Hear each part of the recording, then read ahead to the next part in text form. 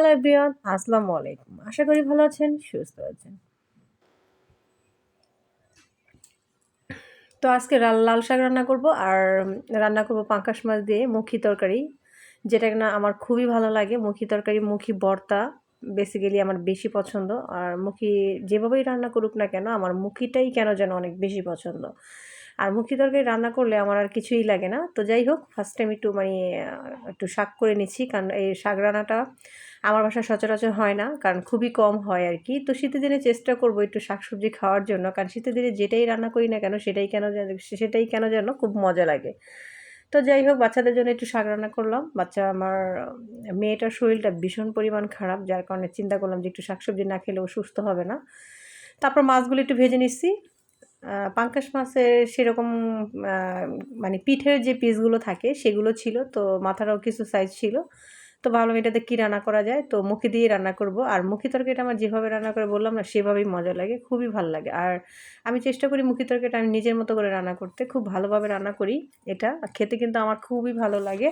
আর এটা অনেক সময় মুখি তরকারিটা অনেকে যে একটু পিছলা টাইপের ভাবে হওয়ার কারণে অনেকেই খেতে চায় না বা ভালো লাগে না। কিন্তু আসলে একটা সময় কিন্তু আমার এরকম অনেকবার গেছে যে আমি এই মুখি তরকারিটা খাওয়া তো দূরের কথা, দেখতেও পারতাম না।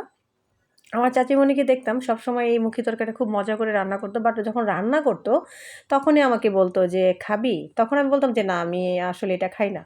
প্রায় সময় দেখতাম মুখি তরকারি দিয়ে চাচিমণি বেশিরভাগ সময়টাই আপনার ইলিশ মাছ, চিংড়ি মাছ কিংবা অনেক কিছু দিয়ে অনেক আইটেম দিয়েই রান্না করতো। আমার ভালো লাগতো না। দেখেই যেতাম। কিন্তু হঠাৎ একদিন একজন এক ভাবী আমাকে এই মুখির ভর্তাটা দিয়েছিল। তো সেদিন আমার বাসায় খাবারে সেরকম কিছুই ছিল না। তো ভাবলাম যে কি দিয়ে খাওয়া যায়? মনে হয় আরকি আমার জ্বর ছিল সেদিন। তো হঠাৎ করে সেরকম কিছুই খেতে ভাল লাগছে না। মসলা-টসলা তরকারি খেতে ইচ্ছে করতেছিল না। তো সেরকমই খাবারও তেমন কিছু ছিল না। ভাবলাম মুখি ভর্তাটাই দিয়েই খাই। কারণ ভাবী মুখির ভর্তাটা দিয়েছিল। আমার খুবই মজা লেগেছিল।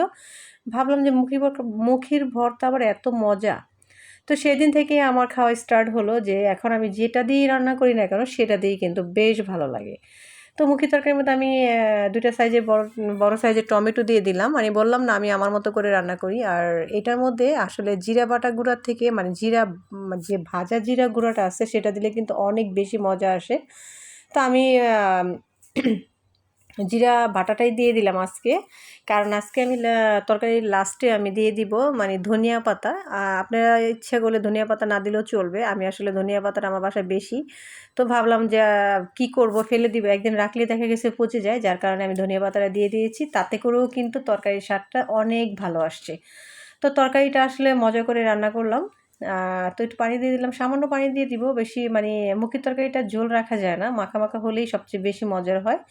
তো মুখি তরকারিটা আমি একটু মাখা ঝোল রাখবো সেই হিসেব করেই কিন্তু পানি দিয়ে দিলাম। দেন আমি মাছগুলো দিয়ে দিলাম। মাছগুলো দিয়ে দেওয়ার পর এখন একটু জাল করে নিব। তো মাছগুলো একটু ভেজে নিয়েছিলাম হালকা করে। কোনো মাছই আমি খুব কড়া ভাজা দেই না। একটু হালকা করেই ভাজার চেষ্টা করি। এতে করে কিন্তু মাছের যে স্বাদটা সেটা থেকে যায়।